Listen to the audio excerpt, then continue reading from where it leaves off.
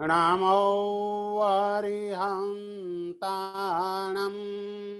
नमो सिद्धाणं नमो आयर्याणं नमो उवज्जायाणं नमो लोये सब्बसाहूणम् एषो पञ्चणमुक्कारो सब्बपावपणासनो मङ्गलानं च सब्बेसिं पढमं हवै मङ्गलम् कल्याणपादपारामम् श्रुतगंगा हिमाचलम् विश्वाम्भोजरविं देवं वन्दे श्रीज्ञातनन्दनम् अज्ञानतिमिरान्धानां ज्ञानाञ्जनशलाकया नेत्रमुन्मीलितं येन तस्मै श्रीगुरवे नमः। પૂજ્ય મહોપાધ્યાય યશોવિજયજી મહારાજ સાહેબ રચિત સમકિતના 67 બોલની સજ્જાય જેની છેલ્લી ઢાળ એની વાત આજે આપણે કરવાની છે। છેલ્લી ઢાળની અંદર આત્મા છે, આત્મા નિત્ય છે, કર્મનો કર્તા છે, કર્મનો ભોગતા છે, મોક્ષ છે અને મોક્ષનો ઉપાય છે। એ 6 સ્થાનો માટે આની અંદર આપણે વાત કરવાની છે અને એ 12મી ઢાળ એની પહેલી ગાથા ઠરે જીહા સમકિત તે થાનક તેહના ષડવિધ કહીએ રે तिहा पहेलू थानक छे चेतन लक्षण आत्म लहिए रे क्षीर नीर परे पुद्गल मिश्रित पण ए हति अड़गो रे अनुभव हंस चंचु जो लागे तो न विधि से वड़गो रे ठरे जीहा समकित ते स्थानक ज्या समकित स्थिर थाय ते स्थानक तेना 6 प्रकार छे। षडविध कहीए रे तिहा पहेलू स्थानक छे चेतन लक्षण आत्म लहीए रे तेमा पहेलू स्थानक ए आत्मा छे अने आत्मानु चैतन्य ए आत्मानु लक्षण छे तो ए लईए। क्षीर नीर परे पुद्गल मिश्रित जेम दूध अने पाणी भेगा थाय एवी रीते वर्तमानमां आपणो आत्मा पण आ शरीरथी मिश्रित छे पण एहाथी अड़गो रे पण एनाथी अड़गो शरीरथी भिन्न एवो आत्मा अनुभव हंस चंचु जो लागे अनुभव रूपी चांच जो लागी जाए जेम हंसनी चांचमां दूध अने पाणी एने जुदू करवानो विवेक छे एवी रीते अनुभव द्वारा शरीर अने आत्मा ए बन्ने ने जो अलग आपणे समझ तो नवी दिशे वळगो रे तो पछी ए शरीर आत्मा ने वळगेलू लागे नहीं, देखाय नहीं। बस आ रीते आमा पहला लक्षणनी पहला स्थानकनी वात आ गाथामां करवी छे। पहलू स्थानक आत्मा छे। घणा लोकोने ए ज शंका होय छे के आत्मा छे के नहीं। पहला तो आपणे ए विचारवू जोईए के कोनु कहेलू आपणे मानवू जोईए। तो बे बाबत जेनामां होय एनी वातने आपणे हमेशा सत्य रूपे स्वीकारवी जोईए। सौथी पहला नंबरमां बोलनार वितराग होवा जोईए कारण के मोहनीय कर्मनो संपूर्ण क्षय थवाना कारणे असत्य भाषण एनु कोई ज प्रयोजन तेमनामां न होय। अने बीजा नंबरमां सर्वज्ञ होवा जोईए एटले एक ज समयमां 14 राजलोकना सर्व भावोने જાણનારા હોય, એમના જ્ઞાનની અંદર કંઈ છુપું રહેતું નથી, તો એમનું જે કહેલું હોય એ વચન ઉપર આપણને પૂર્ણ વિશ્વાસ હોવો જોઈએ. એટલે બીજા દર્શન વાળાઓ પણ પોતે જે ધર્મને માની રહ્યા છે એને તે સારો જ માનતા હોય છે. જે બાળ જીવો છે એ બાળ જીવો હંમેશા બાહ્ય વેશ અને બાહ્ય ક્રિયા જોઈને ધર્મ તરફ આકર્ષાતા હોય છે. મધ્યમ કક્ષાના જીવો આચાર સંપન્ન જીવન જોઈ અને ધર્મ તરફ આકર્ષાતા હોય છે. જ્યારે ઉત્તમ આત્માઓ આત્માનું હિત શામાં છે એ જાણીને એમાં પ્રવૃત્તિ કરતા હોય છે. તો સૌથી પહેલા તો એ જ જાણવું જોઈએ કે આત્મા છે કે નહીં. રત્નાકર 25માં પણ આપણે બોલીએ છીએ, આત્મા નથી, પરભવ નથી, વળી પુણ્ય પાપ કશું નથી. આ નાસ્તિક વ્યક્તિની આવી માન્યતા છે.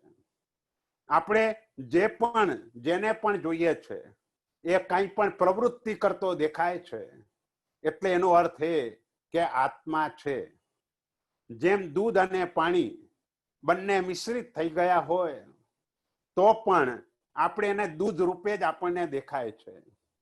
એમ આપણી તકલીફ એ છે કે કર્મ સંયોગે આત્માને શરીર વળગેલું હોવાથી આપણને શરીર એ જ જાણે કે આત્મા લાગી રહ્યો છે. એટલે આત્માનું અનુમાન જે પણ વ્યક્તિ પ્રવૃત્તિ કરે છે એટલે એનો અર્થ એ કે એમાં આત્મા છે, માટે આંખથી જોઈ શકે છે, કાનથી સાંભળી શકે છે, નાકથી સૂંઘી શકે છે, જીભથી ચાખી શકે છે, સ્પર્શેન્દ્રિયથી સ્પર્શ કરી શકે છે, લાગણી છે. આ બધાનું કારણ આત્મા છે, માટે એનો અનુભવ થાય છે. જેવો આત્મા અંદરથી નીકળી જાય પછી શરીર એ જ પ્રકારનું હોવા છતાં પણ આંખ દ્વારા દેખાતું નથી, કાન દ્વારા સંભળાતું નથી, નાક દ્વારા સૂંઘાતું નથી, જીભ દ્વારા સ્વાદનો અનુભવ થતો નથી, સ્પર્શેન્દ્રિય દ્વારા સ્પર્શનો પણ અનુભવ થતો નથી. આત્મા નીકળી ગયો એટલે માત્ર જળ એવું શરીર રહ્યું અને એનાથી કોઈ જ અનુભવ થતો નથી. પહેલા નંબરમાં આત્મા છે એનું પ્રત્યક્ષ પ્રમાણ સર્વજ્ઞ ભગવંતો આત્માને પ્રત્યક્ષ જોઈ રહ્યા છે. આત્મા અરૂપી છે, પણ અરૂપી હોવા છતાં પણ જે સર્વજ્ઞ ભગવંતો છે એ રૂપી અને અરૂપી કેવલ જ્ઞાન દ્વારા એ સર્વ ભાવો જણાતા હોય છે. કોઈના મનની અંદર એવો પ્રશ્ન થાય, ભાઈ મારા દાદીમાં બહુ પાપ કરતા હતા અને એના કારણે એ નરકમાં ગયા હોય અને નરકમાં જો ભયંકર દુઃખ હોય તો પછી મારા દાદીમાને મારા ઉપર તો અત્યંત સ્નેહ હતો, તો પછી શા માટે મારા દાદીમાં મને અહીં કહેવા ના આવે, ભાઈ તું પાપ ન કર નહીતર મારા જેવી તારી હાલત થશે. એટલે એ હિસાબે પણ કોઈક માને કે ભાઈ આત્મા જેવું કઈ છે જ નહીં. પણ એવું નથી. નરકમાંથી ના આવવાના પણ ઘણા કારણો છે. પરમાધામી દેવો એને એક ક્ષણ માટે પણ ત્યાંથી છોડતા નથી. ત્રાસ એટલો ભયંકર છે કે ત્રાસની અંદર આ કઈ યાદ પણ આવતું હોતું નથી અને આયુષ્ય પૂર્ણપણે એમને ભોગવવું પડતું હોય છે. એટલે વેદના અસહ્ય હોય અને એ અહીં કહેવા માટે આવી શકે એવા કોઈ સંજોગો એ જ એમને પ્રાપ્ત થતા નથી. એમ કોઈને એમ થાય ભાઈ મારા દાદીમાં બહુ ધર્મ કરતા હતા અને એના કારણે એ દેવલોકમાં ગયા હોવા જોઈએ, તો પછી દેવલોકમાંથી મને સમજાવવા માટે કેમ ના આવે, ભાઈ તું ધર્મ કર તો સુખી થઈશ. દેવલોકમાંથી પણ કોઈ આવતું નથી. તો એનું કારણ પણ એ છે કે દેવની અંદર હમણાં જ જાઉં છું, કદાચ આવો વિચાર કરે તો હમણાંમાં એક નાટક પણ જોવા ઉભા રહી જાય તો લાખો ને કરોડો વર્ષ વીતી જાય અને ત્યાં સુધીમાં આપણે પણ અહીંથી ક્યાંય ને ક્યાંય ચાલ્યા ગયા હોઈએ, જેની કોઈ ખબર પણ ના પડે. મનુષ્ય લોકમાંથી દુર્ગંધ એટલી બધી ઉછળી રહી છે કે એના કારણે પણ દેવો જલ્દી અહીં આવવા માટે તૈયાર ન થાય. એટલે અત્યંત સ્નેહ હોવા છતાં પણ આ રીતે તે ના આવી શકે એવું પણ બને. તો આ આત્મા જ્યારે પણ કોઈ એક ચોરે ચોરી કરી અને ચોરી કર્યા પછી એને એક જગ્યાએ શિલ્પેક રીતે પૂરી દેવામાં આવ્યો. થોડા દિવસમાં તે મૃત્યુ પામ્યો, અને મૃત્યુ પામ્યો તો જોયું કે કોઠીની અંદર કોઈ જગ્યાએ કાણું પડ્યું નથી. તો આ જીવ ગયો ક્યાંથી? કાણું ન પડ્યું હોવા છતાં પણ આત્મા અરૂપી છે. આપણું બંધ મકાન હોય, બારી બારણા બધું જ બંધ કરી દીધું હોય, અને તેમ છતાં પણ ઘરમાં વાજિંત્રોનો નાદ આપણે કરતા હોઈએ તો એ અવાજ બહાર સુધી પહોંચે છે. શબ્દ તો રૂપી છે, આત્મા અરૂપી છે. તો અરૂપી એવા આત્માને ગતિ કરવામાં આવી કોઈ જગ્યાએ કાણું પાડવાની કેવી કોઈ પ્રકારની આવશ્યકતા રહેતી નથી. આત્મા એમાંથી નીકળી જતો હોય છે. તો કોઈને એમ થાય કે ભાઈ પેલા કોઈને એ ચોર એને માર્યો, અને માર્યા પછી એ મરી ગયો, પછી એનું વજન કરવામાં આવ્યું, અને મર્યા પહેલા પણ વજન કરવામાં આવ્યું, તો વજન તો એક સરખું જ થયું. તો પછી આત્મા ક્યાં ગયો? કે આત્મા અરૂપી છે, એનું વજન નથી. એટલે આત્મા અંદરથી નીકળી ગયો, પણ વજન એક સરખું જ રહે. ઘણા લોકો એમ સમજે ભાઈ જે વસ્તુ દેખાય નહીં એને કેવી રીતે માની શકાય? અતિન્દ્રિય છે, આપણા દ્વારા તે દેખાતી નથી. સર્વજ્ઞ ભગવંતો એને જોઈ રહ્યા છે, પરંતુ આપણે એને જોઈ શકતા નથી. દુનિયામાં ઘણા બધા પદાર્થો એવા છે કે જે આપણને ન જોવા છતાં પણ આપણે એને માનીએ છીએ. ફૂલમાં સુગંધ છે, દેખાતી નથી, તો પણ આપણે માનીએ છીએ. તલમાં તેલ છે, દેખાતું નથી, તો પણ આપણે માનીએ છીએ. આખા વિશ્વમાં ઘણા જોવાલાયક સ્થળો છે, આપણે જોયા નથી, પણ કોઈ આવીને વર્ણન કરે તો આપણે માનીએ છીએ. બસ એવી જ રીતે આ આત્મા શરીરની અંદર છે, માટે જ શરીર આ પ્રવૃત્તિ કરી શકે છે. જો આત્મા નીકળી જાય તો શરીર આવી કોઈ પ્રવૃત્તિ કરી ન શકે. એટલે આ શરીરની શોભા આત્માના કારણે છે.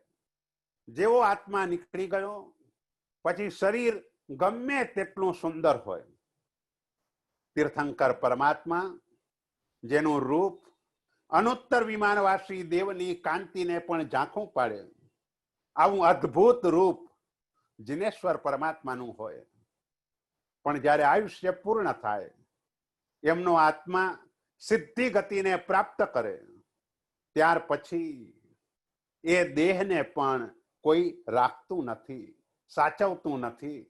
તરત જ દેવો આવીને એનો અગ્નિ સંસ્કાર વગેરેનું કાર્ય તે કરે છે. એટલે દેહ ગમે તેટલો સારો હોય, એની શોભા માત્ર અંદર આત્મા છે, માટે જ એની શોભા છે. એટલે આત્મા દ્રવ્ય એ છે. 6 દ્રવ્ય આપણે કહીએ છીએ. તત્વાર્થાધિગમ સૂત્રની અંદર કાળને દ્રવ્ય તરીકે ઉમા સ્વાતિજી મહારાજ સ્વીકારતા નથી, એટલે 5 દ્રવ્ય કહેવામાં આવ્યા છે. નવતત્વમાં આપણે 6 દ્રવ્યની વાત કરતા હોઈએ છીએ. એ 6 દ્રવ્યમાં આ એક જીવ એક દ્રવ્ય છે, અને એ જીવ દ્રવ્ય એ શરીરની સાથે એટલો ઓતપ્રોત થઈ ગયો છે, આપણને એમ જ લાગે છે કે જાણે શરીર એ જ આત્મા. અને તકલીફ આપણી એ છે કે આ શરીરને પ્રધાન રાખીને આપણે જીવન જીવીએ છીએ. શરીરની જેટલી ચિંતા છે, પરિવારની જેટલી ચિંતા છે, આપણા જે સ્વજનો છે એની જેટલી ચિંતા છે, अथवा पुत्र पौत्र आदि माटे व्यवस्थानी जेटली चिंता छे एना 1000मा भागनी पण आपणने आत्मानी चिंता नथी, जे शाश्वत छे, कायमी छे, अविनाशी छे। शरीर विनाशी छे अने तेम छतां पण आपणे बधा शरीरनी आड़ पंपाड़ ते वधारे प्रमाणमां करी रह्या छीए। आपणे विचारवुं जोईए के आ मानव जीवन सहेलाईथी नथी मळतुं।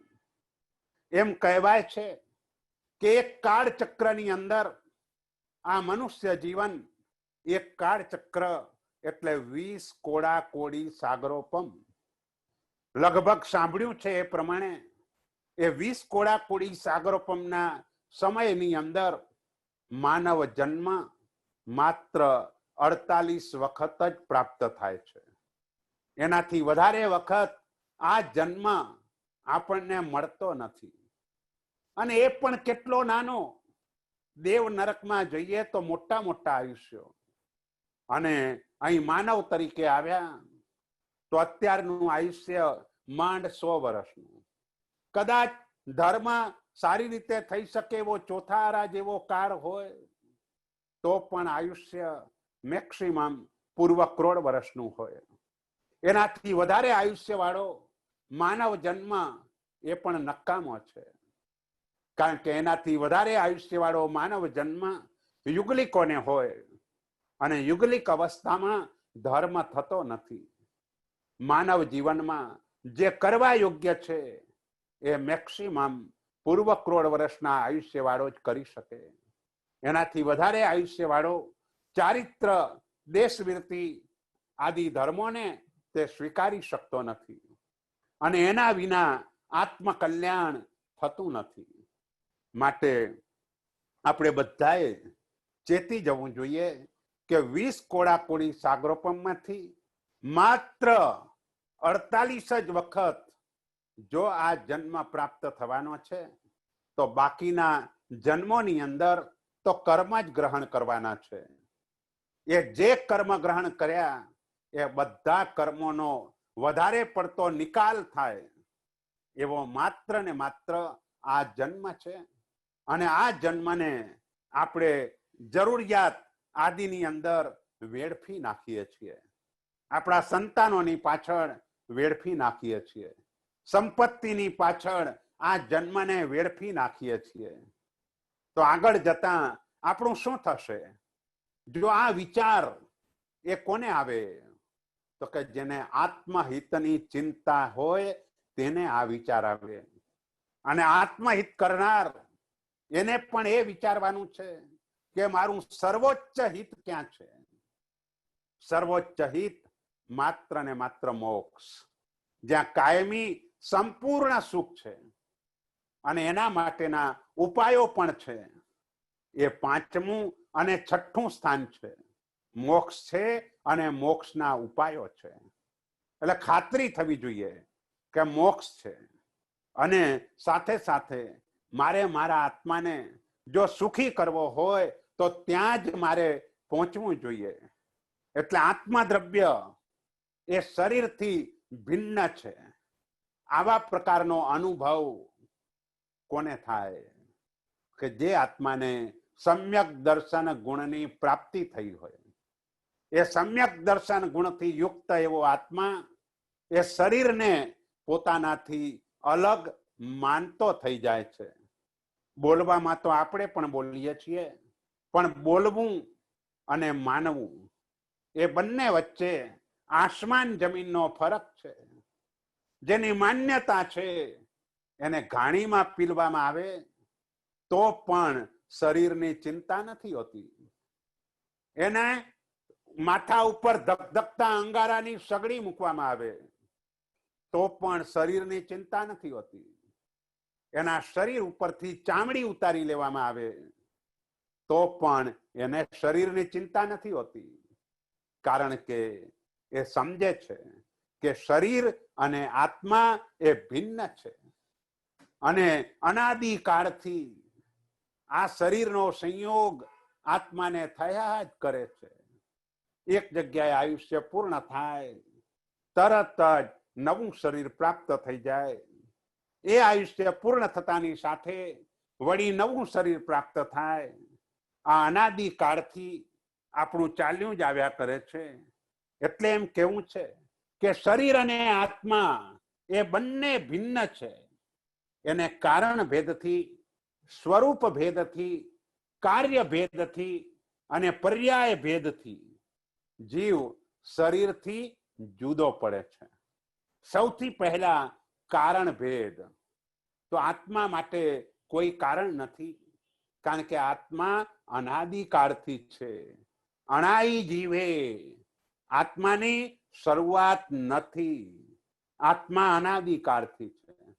પણ જે શરીર છે એ શરીર ને મેળવવાના કારણો, કર્મ, એના દ્વારા આત્માને શરીરની પ્રાપ્તિ થાય છે. આત્મા ઔદારિક આદિ વર્ગણાઓને ગ્રહણ કરીને ઔદારિક વગેરે શરીરને બનાવે છે. અને એ જ આત્મા જ્યારે એ શરીરથી એ રીતે પણ ગણાય કે માતા પિતા, એ કર્મના કારણે માતા પિતાનો સંયોગ થાય ત્યારે એ જન્મને ધારણ કરે છે. એને શરીરની પણ તે સમયે પ્રાપ્તિ થાય છે. તો આ રીતે કારણ ભેદથી આત્મા અને શરીર એ બંને જુદા પડે છે. ત્યાર પછી સ્વરૂપ ભેદ. શરીર જળથી બનેલું હોવાથી એનું સ્વરૂપ વર્ણ, ગંધ, રસ, સ્પર્શ, કારણ કે પૂતગલનું લક્ષણ છે. શરીર એ પૂતગલ છે અને એનું લક્ષણ વર્ણ, ગંધ, રસ, સ્પર્શ એ એનું લક્ષણ છે. જ્યારે આત્મા, એનું લક્ષણ જ્ઞાન, દર્શન, ચારિત્ર, ઉપયોગ, તપ, વીર્ય, આ બધું આત્માનું લક્ષણ છે. એટલે આત્મા જ્યારે હોય ત્યારે એને લાગણી, સંવેદન વગેરેનો અનુભવ થાય છે. એટલે આ રીતે સ્વરૂપ ભેદથી પણ શરીર અને આત્મા એ બંને જુદા પડે છે. કાર્ય ભેદથી પણ એ શરીર અને આત્મા જુદા પડે છે. શરીરના કાર્ય છે આત્માના સુખ દુઃખ વગેરે ને સંવેદનમાં સાધન બનવું. આત્માના પુરુષાર્થને અનુરૂપ એને કાર્યમાં જોડવું. આત્માના આ કાર્ય છે જાણકારી મેળવવી, ઈચ્છાઓ કરવી, લાગણીઓમાં રમવું, આનંદ યાત્રા માટે, આનંદમય રહેવા માટે પ્રયત્નશીલ બનવું. આ કાર્ય ભેદ છે. એટલે શરીર અને આત્મા એનો એક કાર્ય ભેદ છે. તો પર્યાય ભેદ પણ છે. શરીર, દેહ, કાયા, પિંજર એ શરીરના પર્યાયવાચી શબ્દો છે. આત્મા, જીવ, હંસ, ચેતન એ આત્માના પર્યાયવાચી શબ્દો છે. એટલે આ રીતે શરીર અને આત્મા બંને જુદા છે. જો આપણને પ્રતીતિ થઈ જાય, એમને કહ્યું અનુભવ હંસ ચંચુ જો લાગે. આ અનુભવ એ બહુ જ મહત્વની વસ્તુ છે. સમ્યક દર્શન પ્રાપ્ત થયા પછી પણ અનુભવ વધારે કઠિન છે. મહોપાધ્યાય યશો વિજયજી મહારાજ શ્રીપાલ રાસના છેલ્લી રચનામાં બોલે છે કે હવે મને કંઈક આત્માનો અનુભવ થયો છે.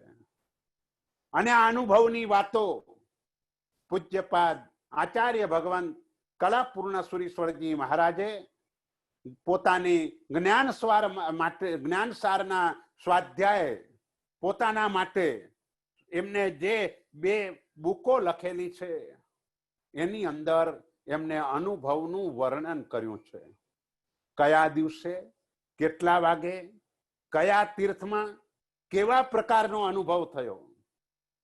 3-3, 4-4 પાના ભરીને એ વિહારમાં પણ જે આત્મિક અનુભવ થયો છે એ અનુભવની વાત એ મહાત્માએ કંડારી છે. એટલે અનુભવ એ જો લાગી જાય, અનુભવ હંસ ચંચુ જો લાગે. આ હંસની ચાંચ, એમાં વિવેક છે. દૂધ પી જાય છે, પાણી એમ જ રહે છે. બસ એમ આપણું પણ આત્મદ્રવ્ય એમાં પણ આ વિવેક જોવો જોઈએ કે શરીર આત્માથી જુદું છે, માટે શરીરની બહુ ચિંતા કરવા જેવી નથી. એ જો સમજાઈ જાય, શરીરની ચિંતા નહીં, એટલે શરીર સંબંધી જે પણ સંબંધો છે એની પણ ચિંતા નહીં. એટલે અમુક આત્માઓ જાગી જાય છે, અને જાગી જાય છે એટલે બહુ નાની ઉંમરની અંદર ચારિત્ર ગ્રહણ કરી લે છે, સમજે છે કે મારા આત્માનો ઉદ્ધાર આના સિવાય થવાનો નથી, માટે ચારિત્ર સ્વીકારે છે. જે આત્માઓ ચારિત્ર સ્વીકારે છે એ આત્માઓને બીજી કોઈ પારિવારિક જંજાળ તે રહેતી નથી, એટલે એના માટેની ચિંતા કરવાની પણ કોઈ આવશ્યકતા નથી. માત્ર ને માત્ર પોતાના આત્માને આત્મિક હિત કેવી રીતે થાય એના માટે સતત સ્વાધ્યાયમાં અને રમણતા કર્યા કરે. કોઈ પીપાસુ આત્મા આવે તો એને પણ સ્વાધ્યાયમાં જોડી દે, પરમાત્માના વચનો એને યાદ કરાવે, અને એ રીતે સ્વ પર કલ્યાણ તે આત્માઓ કરે છે. આ અનુભવ એ સમ્યક દર્શન તો પ્રાપ્ત થાય, પણ એના પછી આત્મા ઉપર ઉપરની ભૂમિકામાં જતો જાય, તેમ તેમ એના અનુભવનું પ્રમાણ વધતું ચાલે. અને અનુભવ એક એવી વસ્તુ છે કે જે અનુભવે જ સમજાય છે, એને શબ્દોની અંદર વર્ણન ન થઈ શકે, કારણ કે એ બધા જ ભાવો અનભિલાપ્ય ભાવ છે. જે અનભિલાપ્ય ભાવ હોય એને શબ્દોની અંદર ઉતારી શકાતું નથી.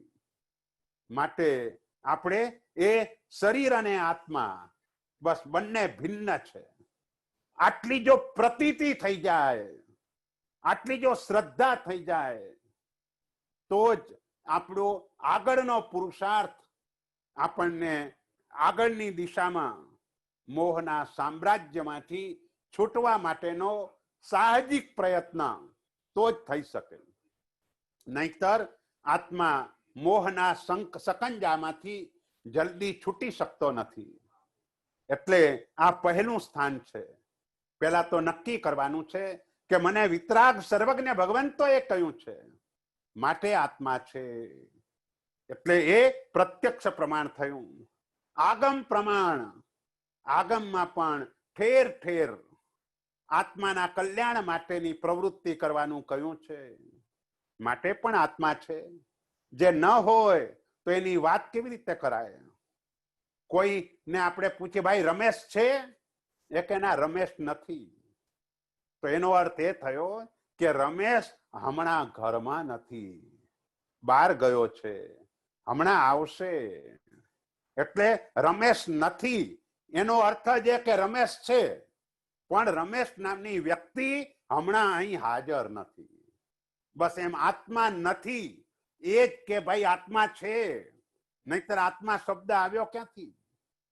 જેના વ્યુત્પત્તિ સિદ્ધ અર્થ હોય એ અવશ્ય હોય ને હોય. એટલે આત્મા નામનું દ્રવ્ય તે છે, અનુમાનથી પણ સમજાય છે. આપણા શરીરમાં આત્મા છે, બોલી શકીએ છીએ, વિચારી શકીએ છીએ, પ્રવૃત્તિ કરી શકીએ છીએ. જેવો આત્મા ચાલ્યો જાય એટલે આ બધી જ પ્રવૃત્તિ બંધ પડી જાય છે. એક પણ પ્રવૃત્તિ નથી થતી, લાગણી પણ ચાલી જાય છે. એને તમે બાળો તો પણ કંઈ થતું નથી. એની આંગળીમાં વીંટી હોય, ન નીકળતી હોય ને કદાચ આંગળી પણ કાપી નાખો તો પણ એને કોઈ પ્રકારની વેદનાનો અનુભવ થતો નથી, કારણ કે એમાં આત્મા નથી. એટલે પહેલા નંબરનું આપણું સ્થાન આત્મા છે. બીજા નંબરનું સ્થાન આત્મા નિત્ય છે તો ખરો, પણ આત્મા નિત્ય છે. એના માટેની બીજી ગાથા, બીજું થાનક નિત્ય આત્મા જે અનુભૂત સંભારે રે. રેના બદલે રે આપણે વાંચવાનો, સંભારે એટલે યાદ કરે. બાળકને સ્તનપાન વાસના પૂર્વ ભવ અનુસારે રે દેવ મનુજ નરકાદિક તેહના છે અનિત્ય પર્યાયો રે દ્રવ્ય થકી અવિચલિત અખંડિત નિજ ગુણ આત્મ રાયા રે. હવે અહીં કેવું છે કે આત્મા નિત્ય છે, જે અનુભૂત સંભાળે રે, જે અનુભવેલું છે એને યાદ કરે છે, પૂર્વ જન્મમાં પણ અનુભવેલું એને પણ યાદ કરે છે. માટે જ જન્મતાની સાથે બાળકને સ્તનપાન વાસના પૂર્વ ભવ અનુસારે રે. જે સ્તનપાન એના જે સંસ્કારો છે તે પૂર્વ ભવના અનુસારે છે. એટલે કે પૂર્વ ભવમાં પણ એ આત્મા હતો. દેવ, મનુષ્ય, નરક એ બધા એના અનિત્ય પર્યાયો છે, નિત્ય નથી. એ બધું અનિત્ય છે. અને દ્રવ્ય થકી અવિચલિત એટલે ચલાયમાન ન થાય, અખંડિત નિજ ગુણ આત્મ રાયા રે. રાયા એટલે રાજા. આત્મ રાજા એ પોતાના ગુણને અનુભવનારો એવો આ આત્મ રાજા છે. તો બીજા સ્થાનકની વાત હવે આપણે કરીએ છીએ કે બીજામાં પણ જૈન દર્શન એમ કે છે કે આત્મા નિત્યાનિત્ય છે. અપેક્ષાએ આત્મા નિત્ય છે, અપેક્ષાએ આત્મા અનિત્ય છે. જૈન દર્શન સ્યાદ્વાદમય છે અને એટલે અપેક્ષા શબ્દ લગાડે છે. બૌદ્ધ દર્શન એક ક્ષણિકવાદને માને છે અને ક્ષણિકવાદને માને એટલે આત્મા પણ ક્ષણિક છે એવું એ કહે છે.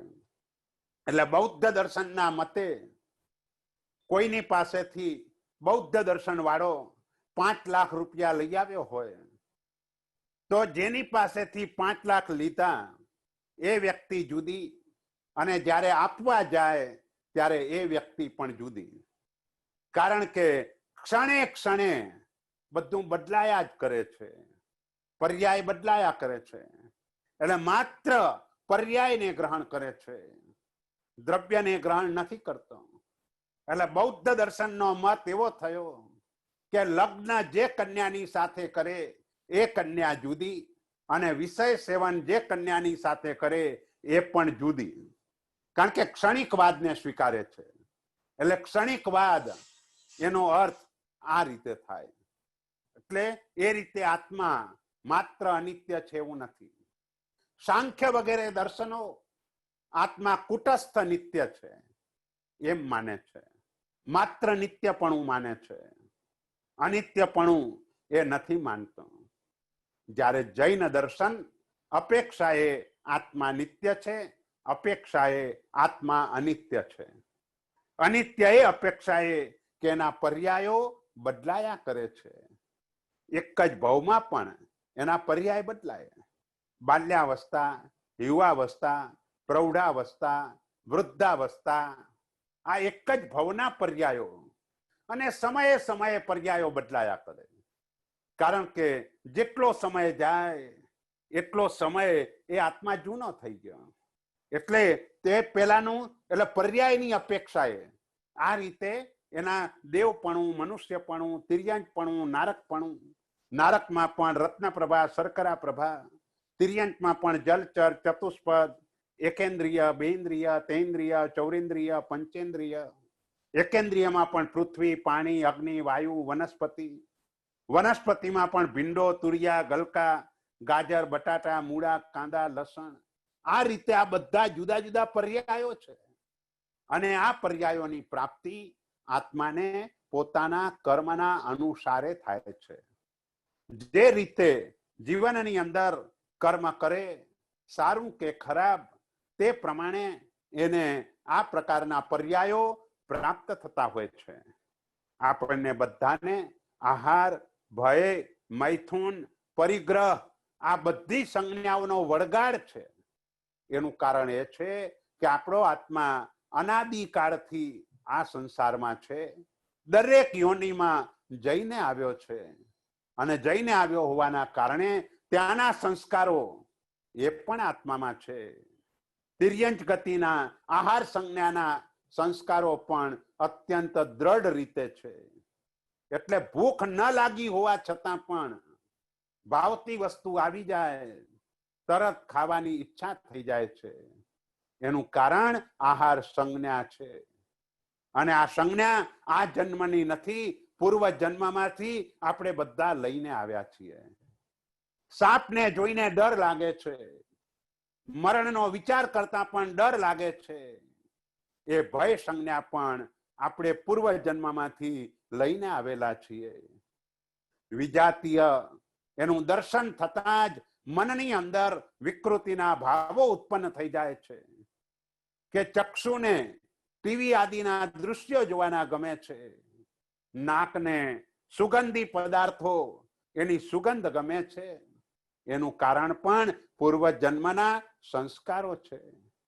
એવી જ રીતે પરિગ્રહ એ પણ આપણને બધાને વળગેલો છે. નાનકડા બાળકના હાથમાં પણ પૈસા આપીએ તરત જ તે લઈ લે છે. આ પરિગ્રહ સંજ્ઞાના અનાદિના સંસ્કારો જીવને વળગેલા છે. એટલે આત્મા નિત્ય છે. પૂર્વે આના પૂર્વેના જીવનની અંદર પણ આત્મા હતો.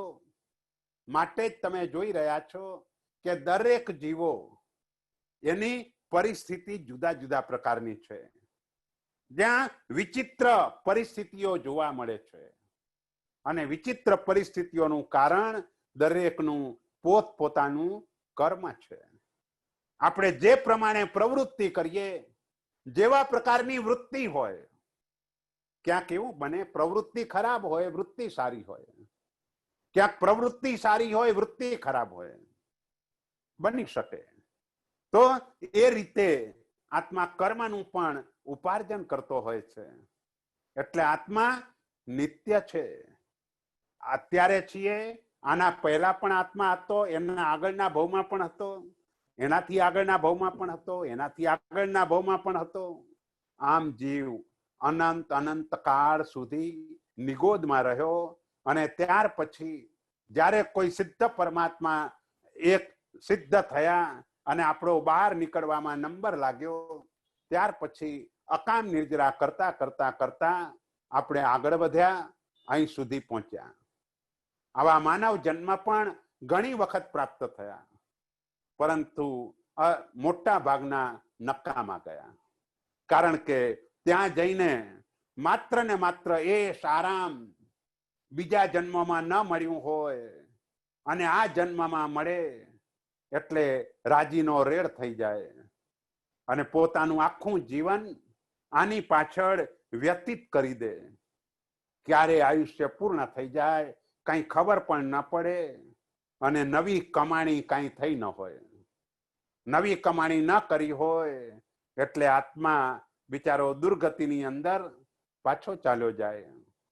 આવું ન બને માટે આપણે એ રીતે વિચારવાનું છે કે મારા આત્માની અંદર વર્તમાનમાં કયા કયા કુસંસ્કારો છે. આ કુસંસ્કારો કેવા પ્રકારના ભવોમાં હોઈ શકે એનો વિચાર કરીને મેં આવા પ્રકારના ભવોમાં જઈને આવ્યો છું.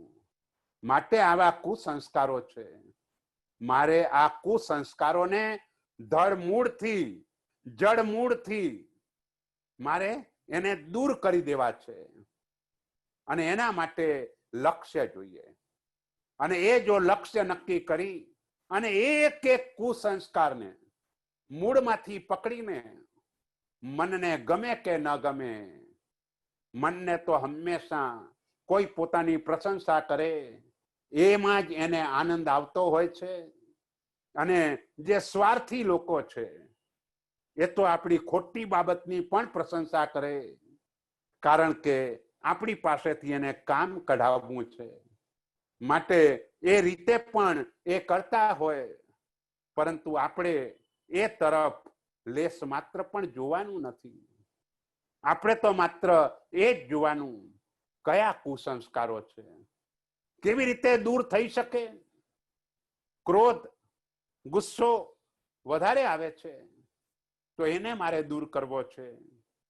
તો એને દૂર કરવા માટે હંમેશા નિયમ એ છે કે જે પણ દોષ દૂર કરવો હોય એ દોષને દૂર કરવા માટે તમને જે વધારે ગમતી વસ્તુ છે એને તમે છોડવા લાગો તો ઓટોમેટિક એ દોષ ચાલ્યો જાય, રવાના થઈ જાય. એટલે ઘણી વખતે હું કહું છું કે આપણને બધાને પૈસા ઉપરનો પ્રેમ વધારે છે, માટે કોઈને ગુસ્સો આવે છે તો તેવા સમયે એને નક્કી કરવાનું છે કે ભાઈ આ મને ગુસ્સો આવે છે, એને મારે દૂર કરવો છે. તો જ્યારે જ્યારે મને ગુસ્સો આવશે, જેના ઉપર ગુસ્સો આવશે, ત્યારે ત્યારે એને હું $5,000 આપ્યા કરીશ અથવા $100 આપ્યા કરીશ. આવું નક્કી કરો. જો આવું નક્કી થયું, શરૂઆતમાં મારા પૈસા ઓછા ન થાય એના માટે ગુસ્સો નહીં થાય, પણ પાછળથી એ સ્વભાવ બની જશે. ક્ષમા એ આત્માનો સ્વભાવ બની જશે અને એ જ આપણે બનાવવો છે. અનાદિના કુસંસ્કારોના મૂળને આ રીતે જ આપણે ખતમ કરવાનું છે. પર્યુષણ મહાપર્વ જેવા દિવસો આવી રહ્યા છે, તો એ દિવસો એટલા કુસંસ્કારોનો ખાત્મો બોલાવવાના દિવસો છે. 4 પ્રકારનો ધર્મ વિશિષ્ટ પ્રમાણમાં જો થતો હોય તો આવા દિવસોમાં થાય છે. એટલે કુસંસ્કારો, આપણી પરિગ્રહ સંજ્ઞા, એનો ખાત્મો બોલાવવા માટે દાન નામનો ધર્મ, મૈથુન સંજ્ઞાનો ખાત્મો બોલાવવા માટે આપણો શીલ ધર્મ, આહાર સંજ્ઞાને મૂળમાંથી કાઢી નાખવા માટે તપ નામનો ધર્મ અને ભય સંજ્ઞાને દૂર કરવા માટે ભાવ ધર્મ. આ 4 સંજ્ઞાઓ અનાદિકાળથી આત્માને વળગેલી છે અને એને દૂર કરવી હોય તો આ 4 પ્રકારનો ધર્મ આત્મસાત થયા વિના એ સંજ્ઞાઓ દૂર થઈ શકે તેમ નથી. મોટો ફાયદો તો એ થશે કે જ્યારે આ આત્મસાત આ ધર્મો થઈ જશે પછી એવા કોઈ ભવોમાં જવું જ નહીં પડે કે જ્યાં કુસંસ્કારોની પુષ્ટિ થાય. 4 પ્રકારનો ધર્મ પ્રચંડ કર્મ નિર્જરા, સંબર અને પ્રચંડ પુણ્યના સ્વામી બનાવશે કે જેના કારણે ઉત્તરોત્તર આત્માનો વિકાસ થતો જાય. તેવા પ્રકારના જ ભવોની પ્રાપ્તિ સહજ રીતે આપણને થશે. પણ એના માટે જાગી જવું જોઈએ. ક્યાં સુધી હું હવે લાઈફની અંદર આ પરિવારની અને એની જ ચિંતા કર્યા કરીશ? હું મારા આત્માની ચિંતા એ કરવાનો અવસર છે. પૂર્વકાળની અંદર જ્યારે પણ પિતા એ પુત્ર યોગ્ય ઉંમરનો થાય ત્યારે મોટા ભાગે એને કાર્ય ભણાવી અને ચારિત્ર ગ્રહણ કરી અને ઉત્તમ પ્રકારની સાધના કરતા હતા. આપણો તો અંત જ નથી. ક્યારે આત્મકલ્યાણ કરીશું? સમયની પણ કોઈ લિમિટ નથી, ખબર નથી કોનું આયુષ્ય ક્યારે પૂર્ણ થઈ જશે એ પણ આપણે જાણતા નથી. અને વર્તમાન સમય કોરોના મહામારી કયા જીવને ક્યારે ભરડામાં લઈ લેશે એની પણ આપણને ક્યાંય ખબર નથી. અને જો આત્મકલ્યાણ કંઈ કર્યું નહીં અને આત્મા અહીંથી રવાનો થઈ ગયો તો દશા શું થશે એનો વિચાર આપણે કરવા જેવો છે. રોજ આ જ વિચાર કરીને મારા આત્માને લાભ કેવી રીતે થાય, મારા આત્માનું હિત શામાં છે અને મારા આત્માના હિત માટે મારા મિત્રો પણ એવા જ હોવા જોઈએ કે માત્ર ને માત્ર આત્માના હિતની વાત કરે. હા, મિત્રતાના નાતે કદાચ શારીરિક સ્થિતિ, પરિવારની સ્થિતિ ઔપચારિક રીતે પૂછે એ જુદી વાત છે, પરંતુ છેવટે એ કલ્યાણ મિત્ર બનીને રહે. આપણી આરાધના ક્યાં ઓછી પડે છે, એમાં એ વેગ લાવવાનું કામ કરે તો જ કલ્યાણ મિત્ર કહેવાય. નહીતર એને કલ્યાણ મિત્ર આપણે કઈ રીતે કહી શકીએ? એટલે આત્મા નિત્ય છે, અહીંથી પણ એને ક્યાંક જવાનું છે, ક્યાં જવાનું છે આપણે જાણતા નથી. અયમુત્તાએ એની માતાને કહ્યું, જે જાણું તે હું નવી જાણું, નવી જાણું તે જાણું. જ્યારે માતાએ પૂછ્યું, તું તો બાળક છે, તને શી ખબર પડે, દીક્ષાની વાત કરે છે. ત્યારે એને કહ્યું, જે જાણું તે હું નવી જાણું, નવી જાણું તે જાણું. મૃત્યુ આવવાનું છે તે હું જાણું છું, ક્યારે આવશે તે જાણતો નથી. નવી જાણું તે જાણું, મરીને ક્યાં જવાનું છે એ જાણતો નથી, પણ ક્યાંક તો ચોક્કસ જવાનું છે એટલી મને ખબર છે. આ 8 વર્ષના નાનકડા બાળકનો આ જવાબ હતો. આપણે ત્યાં પરમાત્મા 8 વર્ષની ઉંમરે ચારિત્ર માટેનું લાયસન્સ આપે છે, અને એ 8 વર્ષની ઉંમરે ચારિત્ર ગ્રહણ કર્યું. એ જ ભાવમાં કેવલ જ્ઞાન પામીને એક ઈર્યાવહિયાની ક્રિયા કરતા પશ્ચાતાપ પૂર્વકની એ ક્રિયા, એ પ્રતિક્રમણ, પણગ, દગમટ્ટી, એ પદોની ભાવનામાં રમતા રમતા કેવલ જ્ઞાન સુધી પહોંચી ગયા. પરમાત્માએ બતાવેલી દરેક આરાધનાઓ કેવલ જ્ઞાન આપવા માટે સમર્થ છે. આપણને નથી મળતું એનું કારણ આપણા ભાવોની કમી છે. એ ભાવો લાવવા માટે આ વિચારવાનું છે કે આત્મા નિત્ય છે, અહીંથી પણ ક્યાંક જવાનું છે. એ રીતે જો વિચારે તો ખ્યાલ આવે કે મારે હવે નરક કે તિર્યંચ જેવી ગતિની અંદર જવું નથી. જો ત્યાં ગયો તો ફરીથી પાછી ત્યાં જ રખડપટ્ટી કરવી પડશે. એટલે એમાંથી મારે મુક્ત થવું છે, અને જો મુક્ત થવું હોય તો આ કુસંસ્કારોનો જે આપણામાં વારસો આવેલો છે એને જડ મૂળથી ઉખેડી નાખવો પડશે. મનની અંદર સતત શુભ ભાવોમાં રહેવાનો પ્રયત્ન, 16 ભાવનાઓથી મનને ભાવિત કરી દઈ અને આપણું લક્ષ્ય શુદ્ધ તરફનું, અને એ રીતે શુદ્ધ તરફની આરાધના ચોક્કસપણે આપણા આત્માને નજીકના કાળની અંદર જ મોક્ષે લઈ જાય અને લઈ જાય.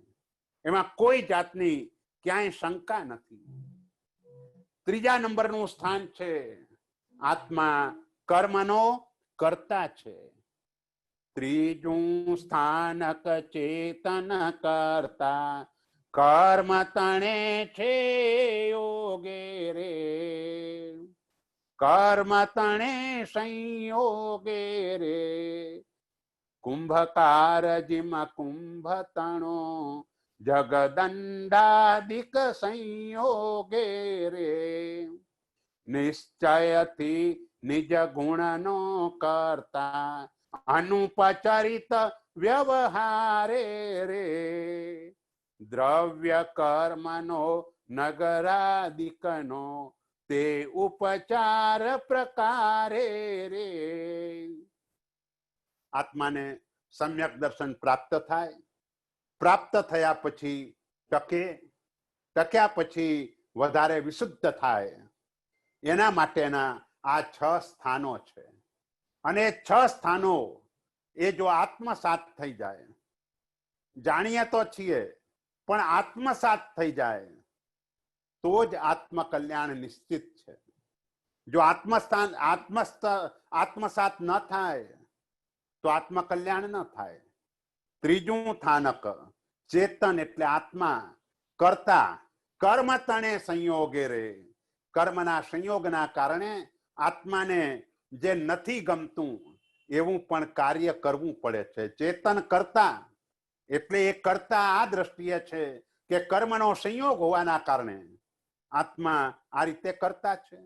કુંભકાર જીમ કુંભ તણો, જગદંડાદિક સંયોગે રે. કુંભાર જેમ ઘડો બનાવે તો ઘડો બનાવવા માટે દંડ વગેરેનો સંયોગ જોઈએ તો ઘડો બની શકે. એમ આત્મા પણ આ કર્મના સંયોગથી બધી ક્રિયાઓ તે કરે છે.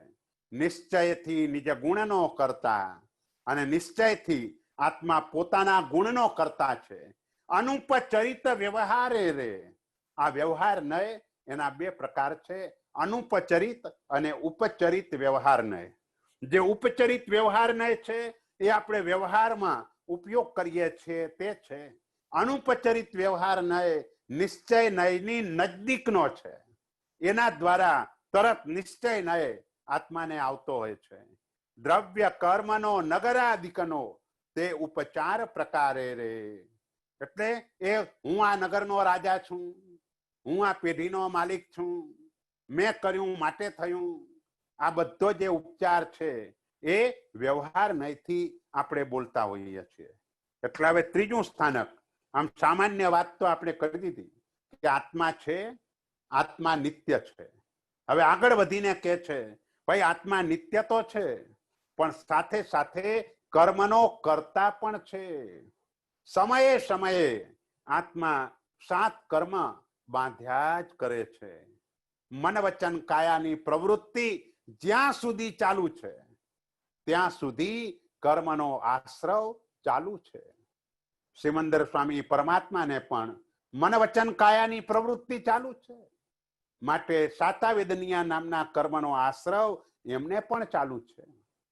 મન દ્વારા અનુત્તર વિમાનવાસી દેવોના પૂછાયેલા પ્રશ્નોનો જવાબ આપવાનું કાર્ય, વચન દ્વારા દેશના, કાયા દ્વારા વિહાર, આ પ્રવૃત્તિ ચાલુ હોવાના કારણે એમને પણ સાતાવેદનિયા નામનું કર્મ તે આવતું હોય છે. ભલે એ માત્ર 2 જ સ્થિતિનું હોય પરંતુ કર્મ આવે છે, કારણ કે મન વચન કાયાની ક્રિયા ચાલુ છે.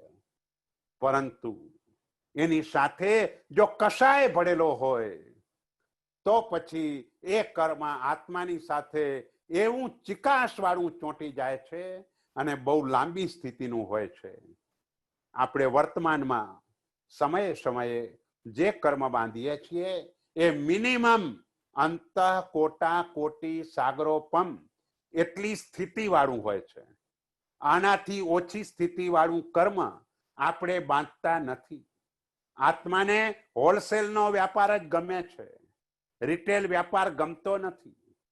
એટલે આત્માના અસંખ્ય પ્રદેશમાંથી 8 રૂચક પ્રદેશને છોડીને સમયે સમયે એક એક પ્રદેશે અનંત અનંત કર્મ વર્ગણાનો જથ્થો ચોંટે છે. સ્થિતિ અંતઃ કોટા કોટી સાગરોપમની, અને રસ તેવા વખતનો આપણો જે ભાવ હોય એને અનુરૂપ રસ રેડાતો હોય, અને તે જ વખતે નક્કી થાય કે આ મને કેવી રીતે કયા કર્મ સ્વરૂપે વિપાક આપશે. આ બધું જ એક સાથે નક્કી થતું હોય છે. એટલે આપણો આત્મા એ કર્મનો કર્તા છે. જે પ્રમાણે કર્મ ઉપાર્જન થશે તે પ્રમાણે ભવાંતરની અંદર, અને કર્મ ઉપાર્જન કરતા પણ વધારે તકલીફ ઉપાર્જન વખતે નહીં પણ ઉદય વખતે થવાની છે.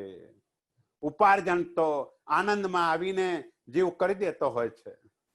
શ્રેણીક મહારાજાએ હરણીનો શિકાર કરીને આનંદપૂર્વક ઉપાર્જન કરી લીધું, અને જ્યારે વિપાક આવ્યો ત્યારે પહેલી નરકની અંદર 84,000 વર્ષ સુધી નરકના દુઃખો ભોગવવાના. તીર્થંકર પછી પહેલા જે પણ કર્મ ઉપાર્જન કર્યા છે એને ભોગવવાના આવે છે. તો આ રીતે જે પણ કર્મ આપણે ઉપાર્જન કરીએ છીએ એટલા જ માટે કહેવાય બંધ સમયે ચિત્ત ચેતીએ ઉદયે સો સંતાપ સલુણા. કારણ કે કર્મ ક્યારે ઉદયમાં આવશે એ આપણે જાણતા નથી. કર્મનો બંધ કરવો એટલે શું? તો કે કર્મનો બંધ કરવો એટલે તમારા પ્રસંગમાં કોઈને આવવા માટેનું ઇન્વિટેશન આપવું, એનું નામ કર્મનો બંધ કહેવાય. અને કર્મનો ઉદય એટલે ઇન્વિટેશન જેને આપ્યું છે એ તમારી સામે હાજર થઈ જાય છે, અને તમે જે પણ પૂર્વ જન્મમાં પ્રવૃત્તિ કરી છે, જે વૃત્તિ પૂર્વકની પ્રવૃત્તિ કરી છે તે પ્રમાણે ફળ એ આપવા માટે આવી જાય છે. અને તે સમયે આપણે દુઃખી થઈ જતા હોઈએ છીએ. શરીરમાં કેન્સરનો રોગ આવે, ગભરાઈ જવાય છે. ગભરાવા જેવું છે જ નહીં. આવ્યો કેમ? બસ પેલા આવવાનું કારણ વિચારો. તો આવવાનું કારણ આપણો પોતાનો આત્મા છે. આપણા આત્માએ બીજાને અસાતા આપી ત્યારે, અને તીવ્ર રૂપે અસાતા આપી તેવા સમયે, અથવા અસાતા ઓછી આપી પણ મનથી સતત વધારે દુઃખી થાય તો સારું. આવા પ્રકારના ભાવો. કારણ કે જ્યાં શત્રુપણું દેખાય છે ત્યાં મનની અંદર આવી ગડમથલ ઘણી ચાલતી હોય છે, અને તે સમયે એવું ચિકાસ વાળું કર્મ બંધાઈ જાય કે આવી રીતે કેન્સરના રૂપમાં હાજર થઈ જાય. તો તે સમયે બીજાને દોષ આપવા કરતા મેં જેને આમંત્રણ આપ્યું છે એ જ આવ્યું છે, માટે મારે હસતા હસતા એને ભોગવવાનું છે. બોલો, આપણે આ રીતે હસતા તે બાંધ્યા કર્મ, નવી ઓળખ્યો જૈન ધર્મ, આ છે લાલ રોતા ન છૂટે પ્રાણી આજી. રૂકમિણીની સજ્જાય એની આ ગાથા છે. અને એ ગાથામાં એમને એમ કહેવું છે કે આ રૂકમિણી ઉદ્યાનની અંદર ફરવા ગઈ છે પોતાના પતિની સાથે. ત્યાં ફરતા ફરતા ફરતા ઢેલના ઈંડા દેખાયા. બહુ સરસ જોઈને એને થયું લાવ હાથમાં લઉં. અને એના હાથ મહેંદી વાળા હતા. એના કારણે ઈંડા કુમકુમ વર્ણા થઈ ગયા. ઢેલે એ ઈંડાને સેવ્યા નહીં. વરસાદ આવ્યો, એ જ્યારે ધોવાઈ ગયું પછી ઈંડા સેવ્યા. અને તે દરમિયાન 16 ઘડી, એક ઘડી એટલે 24 મિનિટ, આવી 16 ઘડી પસાર થઈ ગયેલી. એટલે કર્મ એ રીતનું બંધાઈ ગયું. આ છે લાલ 16 ઘડીના વર્ષ 16 થયાજી. 16 વર્ષ સુધી એને પોતાના પુત્રનો વિયોગ થયો. કારણ કે હસતા હસતા જે કર્મ બાંધ્યું હતું એ આવી રીતે ભોગવવાનું આવે. એટલે આત્મા જ કર્મનો કર્તા છે. આપણે જે પણ કર્મ વર્તમાનમાં ઉપાર્જન કરી રહ્યા છીએ, સારા કર્મો એનું ફળ સારું મળશે. પણ સારા કર્મો પણ શુભ ભાવપૂર્વક બાંધેલા હોય તો એનો રસ તીવ્ર હોય. સારું કાર્ય કરીએ પણ આપણો રસ એમાં જોઈએ તેવો રેડતા ન હોઈએ, પુણ્ય બંધાય પણ લાભ બહુ જ ઓછો મળે. એટલા માટે કાળજીપૂર્વક, ચીવટપૂર્વકના જે પણ સારા કાર્યો થાય છે એમાં આપણો રસ રેડાતો હોય છે. અને રસ શુભ ભાવથી રેડાયો. પરિણામ એ આવે કે એ કર્મ જ્યારે ભોગવવાનું આવે ત્યારે તમને ધર્મને યોગ્ય સામગ્રી અને એમાં પણ તમારું વીર્ય એ વખતે ઉછળે અને એ સામગ્રીનું સુકૃત કરવાનું મન થાય. એના દ્વારા પોતાની આરાધના સાધના એને પણ જીવ વધારતો ચાલે. એટલે આ કર્મનો કરતા તો આપણે એ જ વિચારવાનું છે કે ભાઈ કર્મ તો ડગલે ને પગલે સમયે સમયે આપણા આત્માને વળગ્યા જ કરે છે. તો પછી હું માત્ર ને માત્ર શુભ કર્મ, અશુભ કર્મ હું શા માટે ઉપાર્જન કરું?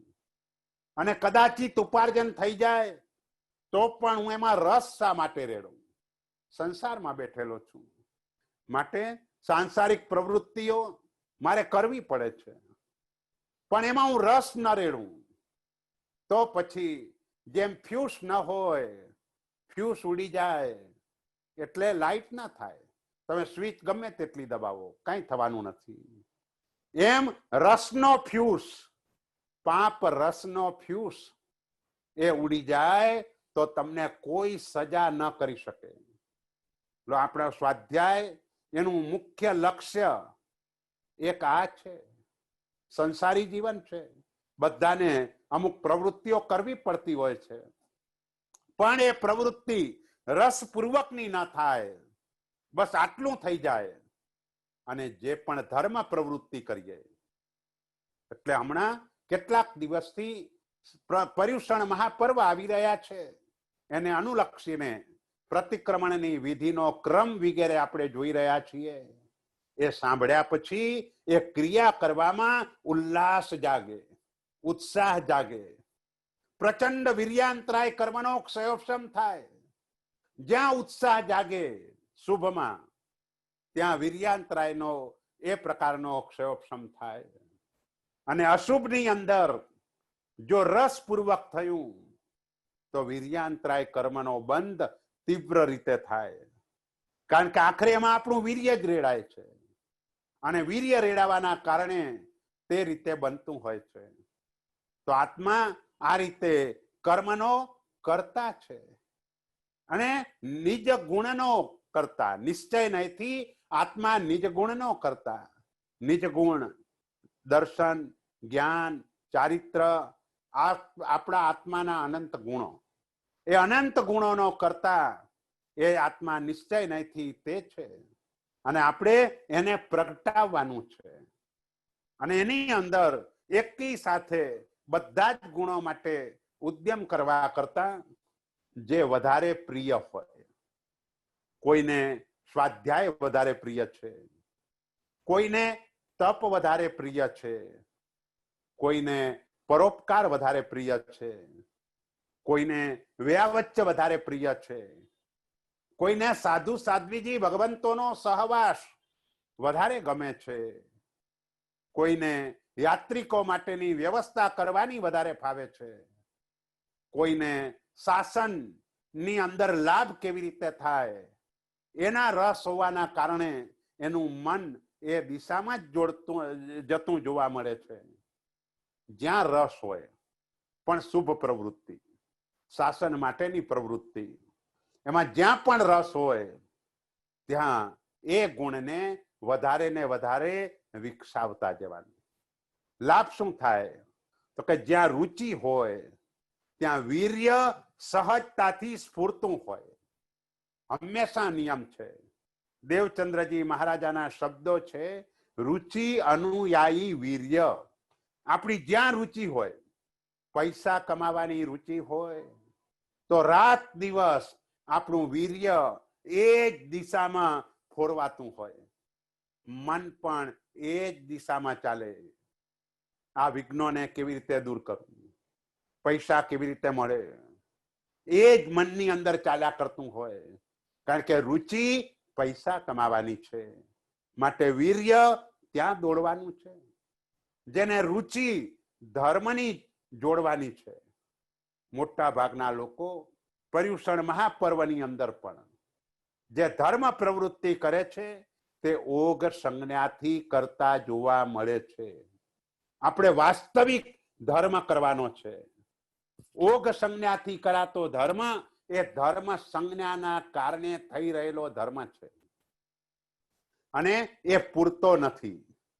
અને એટલા માટે વાસ્તવિક ધર્મ એમાં જો વીર્યને જોડવું છે તો સૌથી પહેલા તો એની સમજ કેળવવી પડે. વાસ્તવિક ધર્મ કોને કહેવાય? જેના દ્વારા આત્મહિત થાય એ જ વાસ્તવિક ધર્મ. બસ પછી ધર્મ કરીને કોઈ દેવ દેવી પાસે માનતા માની લઈને પૂરી થઈ જાય, એ વાસ્તવિક ધર્મ નથી.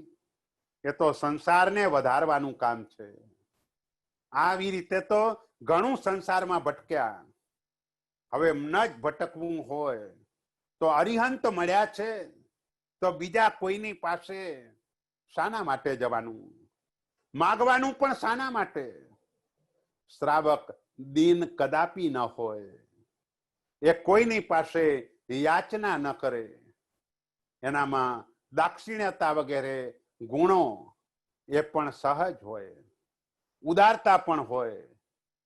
પણ જ્યારે પોતાના સંયોગો વિષમ હોય, કોઈને આપી શકે તેમ ન હોય, તો પણ એ માગણ વૃત્તિ વાળો તો કદાપી ન હોય. ન છૂટકે કોઈની પાસેથી લેવું પડે તે સમયે પણ વિચાર કરે ક્યારે મારી શક્તિ થાય અને હું પણ બીજાને આ રીતે સહાય કરતો થાવ. આ ભાવ જેના મનની અંદર રમ્યા કરતો હોય અને જે લેતા હોય, જેને ઘણા લોકોને આવો અનુભવ પણ હશે કે જ્યારે સ્કૂલ કોલેજમાં ભણતા હોય તેવા સમયે પોતાની સ્થિતિ ન હોય એટલે કોઈ પણ સંઘમાં ચાલતું ટ્રસ્ટ કે સામાજિક ટ્રસ્ટ એની પાસેથી એને પૈસા લેવા પડ્યા હોય અને એ જ વ્યક્તિઓ આજે જ્યારે ભણીને સારી રીતે તૈયાર થયા અને વ્યવસાય વગેરે સુંદર ચાલી રહ્યો છે ત્યારે અનેક ગણું એ સંસ્થાને પાછું આપ્યા કરે છે. કારણ કે લેતી વખતનો પણ આ જ ભાવ હતો, ન છૂટકે લેવું પડે છે માટે લે છે. એટલે આત્મા પોતાના ગુણનો કરતા, એટલે આવી રીતે આત્માને ગુણવાન બનાવવાનો છે. અને ગુણવાન બનાવવા માટે આત્મા ગુણવાન છે જ. સત્તાથી આત્મા સિદ્ધ સમાન છે. સિદ્ધોના આપણે બધા સાધર્મિક છીએ, પરંતુ આપણા આત્મદ્રવ્ય ઉપર કર્મનું આવરણ છે. એમના આત્મદ્રવ્ય ઉપરથી કર્મનું આવરણ ખસી ગયું છે.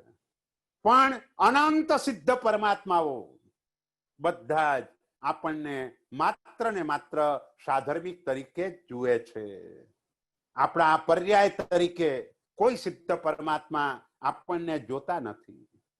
પૂર્ણ જે આત્મા હોય એને બધા પૂર્ણ જ દેખાય, અધૂરાને અધૂરું દેખાય. જે પૂર્ણ હોય એને આખું જગત પૂર્ણ દેખાય, આખું વિશ્વ પૂર્ણ રૂપે એને દેખાતું હોય. એટલે આપણે માત્ર કર્મને દૂર કરવાનો પુરુષાર્થ કરી અને ગુણોને પ્રગટ કરવાના છે. ગુણોને ક્યાંય મેળવવા જવાનું નથી. ગુણ તો આપણા પોતાના આત્મદ્રવ્ય ઉપર જ છે, આત્મ પ્રદેશ ઉપર છે. પણ એ ગુણની ઉપર કર્મનું આવરણ છે. એ ખસી જાય એટલે આપણો જ પોતાનો ગુણ છે. એ આપણને ચોક્કસપણે પ્રાપ્ત થાય ને થાય. એ ગુણનું પ્રગટીકરણ થાય. આપણી વાત એ ચાલી રહી હતી કે જ્યાં રુચિ છે ત્યાં વધારે પ્રયત્ન એટલા માટે કરવાનો કે ત્યાં વીર્ય આપણું સાહજિક ઉછળે છે. અને એટલે કોઈ પણ એક ગુણ પરાકાષ્ઠાએ પહોંચે એટલે બધા જ ગુણો ત્યાં હાજર થઈ જ જાય છે અને આત્માનું મુક્તિ ગમન નિશ્ચિત થઈ જાય છે. કેવલ જ્ઞાન એની પ્રાપ્તિ તરત જ આત્માને થઈ જાય. કોઈ પણ ગુણ લો, પછી એ ગુણ જ્ઞાન ગુણ હોય, દર્શન ગુણ હોય, ચારિત્ર ગુણ હોય, કોઈ પણ ગુણ પૂર્ણતાને પામ્યો એટલે આત્મા કેવલ જ્ઞાની અને આયુષ્ય પૂર્ણ થતાની સાથે જ આત્મા મોક્ષમાં પહોંચી જાય. તો આપણે આ પ્રયત્ન કરવાનો છે. લાભ એ થશે કે ભવાંતરની અંદર પણ આ જ ગુણ એના માટે સાહજિક પુરુષાર્થ વધારે થશે અને એ રીતે પ્રત્યેક ભાવમાં ઉત્તરોત્તર પુરુષાર્થ વધતો ચાલશે. તો એક દિવસ એવો આવશે કે એક ગુણ પણ ચરમ સીમાએ પહોંચશે અને આત્મા મુક્તિની મંજિલે પહોંચશે. એટલે નિશ્ચયથી આત્મા નિજ ગુણનો કરતા અનુપચરિત વ્યવહારે રે. અને ત્યાર પછી એમને એમ કેવું છે કે દ્રવ્ય અને એ દ્રવ્ય કર્મનો નગરાદિકનો તે ઉપચાર પ્રકારે રે. બસ આ તો વ્યવહારની વાત છે કે વ્યવહારની અંદર આપણે બધા જ આ રીતે ઉપચાર કરતા હોઈએ છીએ, કહીએ છીએ, પણ એનાથી આપણા બધાનો અહંકાર પોસાતો હોય છે. અને અહંકાર પોસાય એટલે સ્વાભાવિક રીતે જ કર્મબંધ તીવ્ર બનતો હોય છે.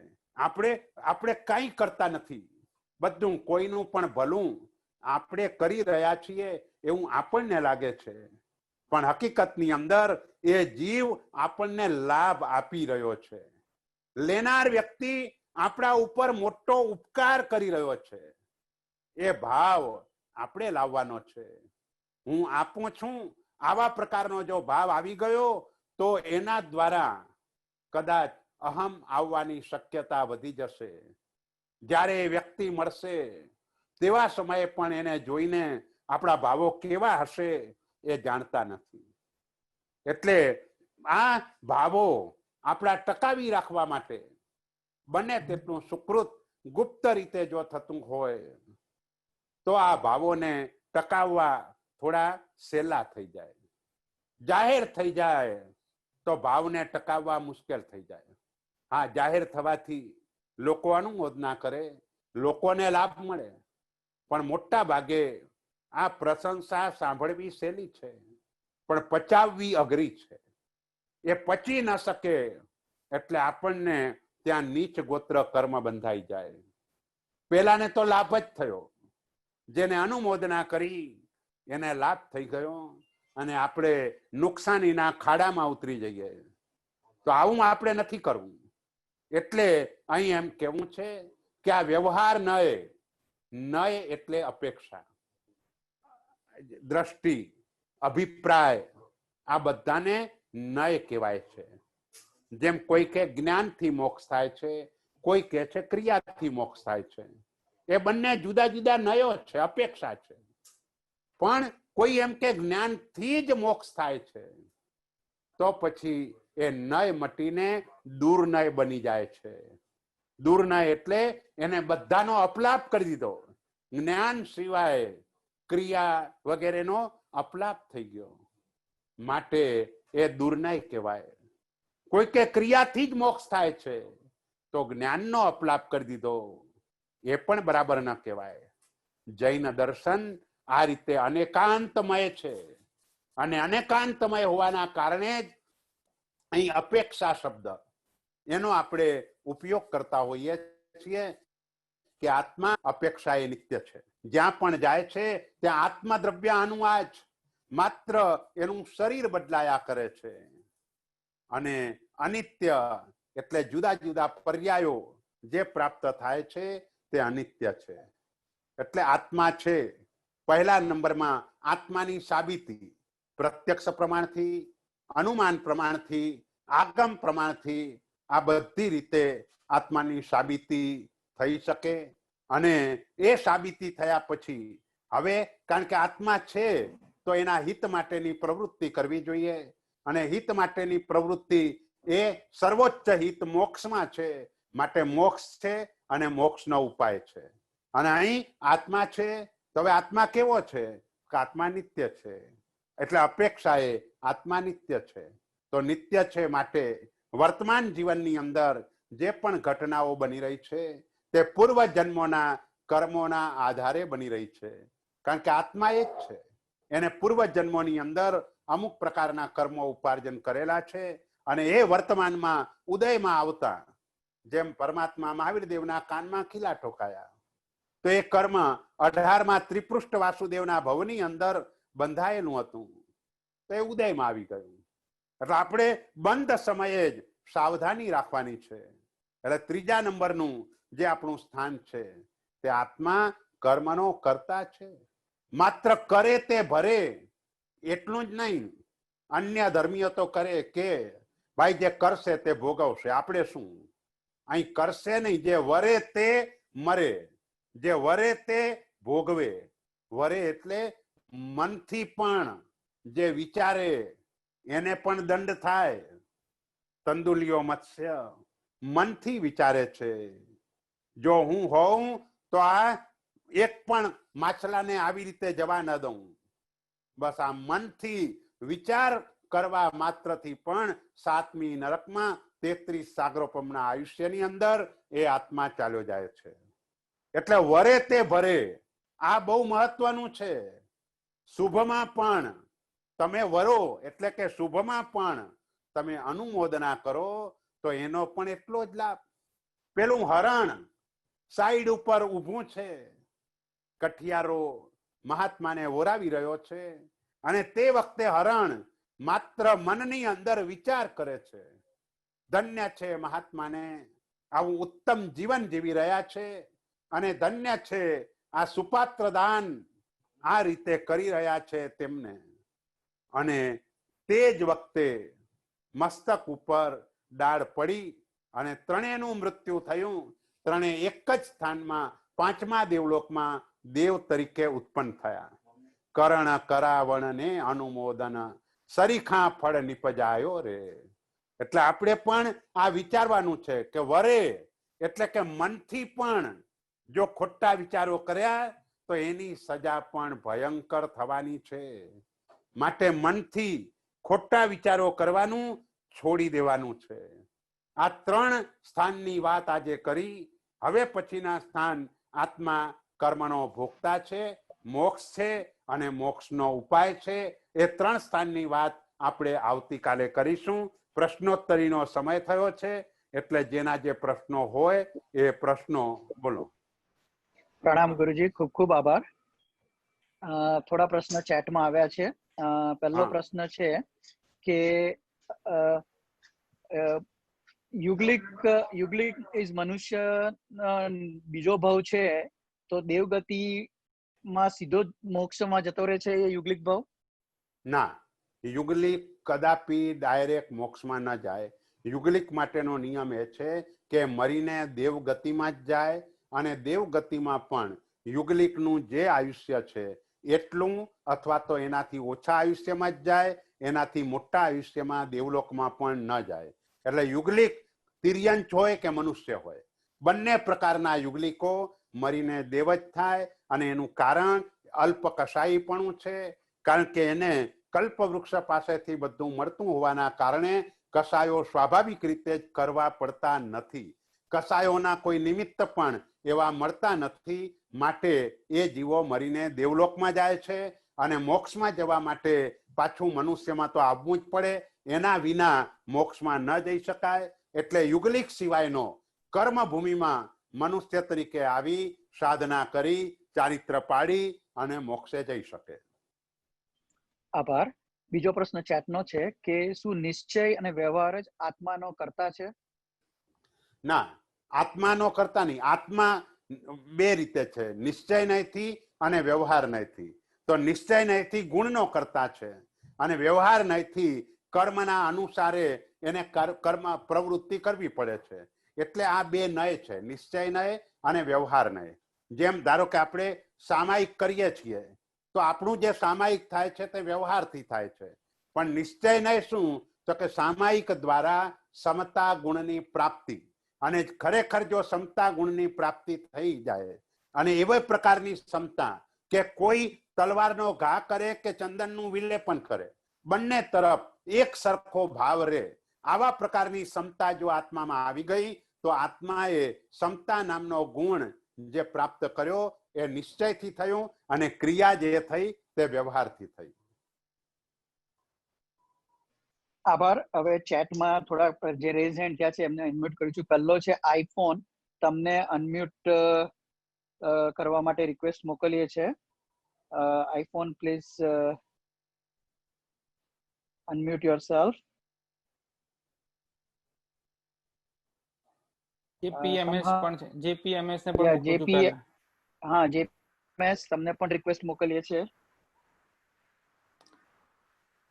હા, એટલે આવે ત્યાં સુધીમાં બીજું એક પૂછ્યા નહીં તો 1 સેકન્ડ. સાહેબજી ખૂબ ખૂબ આભાર. બધાની તરફથી ખૂબ ખૂબ ઘણા બધા ક્વેશ્ચન આવે છે કે સાહેબજી આપ શાતામાં છો, ગુરુજીની દેવગુરુ પસાય, દેવગુરુ પસાય. તમે બધા ખૂબ સરસ રીતે લાભ રહી ગયા છો, એટલે શાતા વધારે છે. અને બીજું એક ખાસ કે લાભાર્થી પરિવાર જેને આપણને આ 10મો સ્વાધ્યાય ચાલ્યો છે, ને આવતીકાલે 11મો સ્વાધ્યાય આપણે સંકિતના 67 બોલનો થશે, તો એ લાભાર્થી પરિવારની પણ સૌ તરફથી ખૂબ ખૂબ અનુમોદના. પ્રણામ. બરાબર. હા, પ્રણામ. તેજસભાઈ છે કોઈ બીજા? નેક્સ્ટ કિરીટભાઈને અનમ્યુટ કરીએ આપણે. હા, હવે અનમ્યુટ કરીએ છીએ. આઈફોન તમને પ્લીઝ તમારો પ્રશ્ન પૂછો. જેપીએમએસ તમને પણ અનમ્યુટ રિક્વેસ્ટ મોકલીએ છે. સેમ થિંગ કિરીટભાઈ, તમને પણ અનમ્યુટની રિક્વેસ્ટ મોકલીએ છે. હા કિરીટભાઈ, તમારો પ્રશ્ન પૂછજો. પ્રણામ ચંપકભાઈ. પ્રણામ. એવું વાંચવામાં આવ્યું કે વ્રતધારી સમ્યક દ્રષ્ટિ જીવોને ચતુર્વિક સંઘ કહેવાય છે. બરાબર. અત્યારે આપણે જે સંઘ કહીએ તે યોગ્ય કહેવાય? આ બધું વ્યવહાર અને નિશ્ચય નહીંથી છે? હા, બરાબર છે. અત્યારનો જે સંઘ છે તે વ્યવહાર નહીંથી છે. અને બીજા નંબરમાં આપણે એ જાણતા નથી કે ખરેખર કોણ સમ્યક દૃષ્ટિ છે. માત્ર તીર્થંકર પરમાત્મા કે કેવલી ભગવંતો એ જ કહી શકે કે આ સમ્યક દૃષ્ટિ આત્મા છે અને એમની જે વ્રતધારી જે શ્રાવકો છે એને સંઘમાં ગણાય. એટલે સંઘ એટલે સાધુ સાધ્વી શ્રાવક શ્રાવિકા, પણ સાધુ સાધ્વી 6ઠા 7મા ગુણસ્થાન કે રહેલા અને શ્રાવક શ્રાવિકા 5મા ગુણસ્થાન કે રહેલા. છેવટે સમ્યક દર્શન ગુણથી યુક્ત જે આત્માઓ છે એનો સંઘમાં સમાવેશ ગણાય. બાકીનાને વ્યવહાર નયથી આપણે સંઘમાં ગણીએ છીએ. અને એક પ્રકરણની અંદર ત્યાં સુધી કહ્યું કે જે આત્માઓ આ રીતે વ્રતધારી નથી, સમ્યક દર્શન આદિ ગુણથી યુક્ત કે એ રીતે નથી, અથવા સંઘની અંદર વ્યવહારથી પણ અપુનર્બંધક અવસ્થા આદિથી પણ ઉત્તમ રીતે ધર્મ કરતા હોય તો એને પણ આપણે સંઘમાં ગણી શકાય. પણ બાકીના એ હાડકાનો માળો છે એવું કહેવામાં આવ્યું છે. એટલે ખરેખર વાસ્તવિક સંઘ આ રીતનો છે અને વ્યવહારથી અપુનર્બંધક અવસ્થાથી પણ એ પણ આપણને ખબર પડતી નથી. આપણે માત્ર એની બાહ્ય ક્રિયાથી અનુમાન કરીએ છીએ અને એ રીતે એનો સંઘની અંદર સમાવેશ ગણીએ છીએ. અને આજના દિવસે તો જે કોઈ પણ જૈન તરીકે છે એ બધાને આપણે સંઘમાં સમાવેશ કરીએ છીએ. આભાર. મિનલબેન, તમને અનમ્યુટ કર્યા છે, તમારો પ્રશ્ન પૂછજો. સાદર પ્રણામ ચંપકભાઈ. પ્રણામ. જીવ ચોથા અને 5મા ગુણ સ્થાનકે હોય અને વ્યવહાર સંકેતમાં એકદમ દ્રઢ હોય તો આત્માનો અનુભવ શક્ય છે? હા, છે. કારણ કે 4થું ને 5મું ગુણસ્થાનક આવી ગયું એટલે 4થા ગુણસ્થાનકે જ એ અનુભવ તો છે, જેના વિના સમ્યક દર્શન શક્ય જ નથી. એટલે 4થા 5મા પછી ઉપરના બધા જ ગુણસ્થાનકે પણ અનુભવનું પ્રમાણ જેમ જેમ આત્મા ઉપરના ગુણસ્થાનકે જતો જાય તેમ તેમ વધતું ચાલે. એટલે સમ્યક દર્શન જે સમયે આત્મામાં હોય તે સમયે પણ એને આત્માનો અનુભવ આંશિક તો થાય.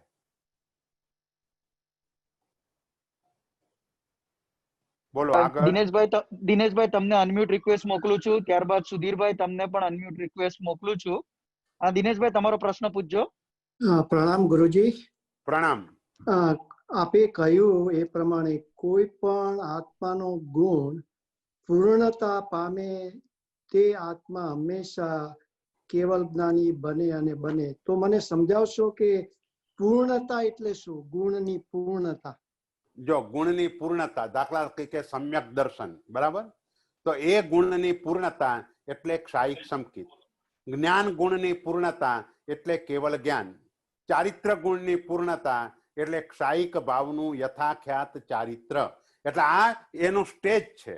એ સ્ટેજ ઉપર પહોંચે એટલે અવશ્ય એ થાય. એકમાત્ર ક્ષાયિક સંકિત માટે એવું બને કે કદાચ એનું આગામી ભવનું આયુષ્ય બંધાઈ ગયું હોય તો એ 3જા ભવે મોક્ષે જાય, કોઈક 4થા ભવે તો કોઈક 5મા ભવે, પણ એનાથી વધારે એને આ સંસારમાં રહેવું ન પડે.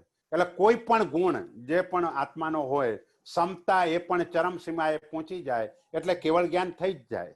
જેમ આપણે ચંડરુદ્રાચાર્ય એમના શિષ્યની વાત કરેલી, તો એ સમતા ચરમ સીમાએ પહોંચી તો તે સમયે એમને કેવલ જ્ઞાનની પ્રાપ્તિ થઈ ગઈ. આવું તો ઘણા બધામાં આપણને જોવા મળે. ખંદક મુનિ, ગજસુ કુમાર મુનિ, ખંદક સુરીના 500 શિષ્યો, આ બધાની ક્ષમતા ચરમ સીમાએ પહોંચી માટે એમને એ પરિસ્થિતિમાં પણ કેવલ જ્ઞાન થઈ ગયું. હા, સુધીરભાઈ, તમારો પ્રશ્ન પૂછજો. પ્રણામ સાહેબ. ગુરુજી પ્રણામ.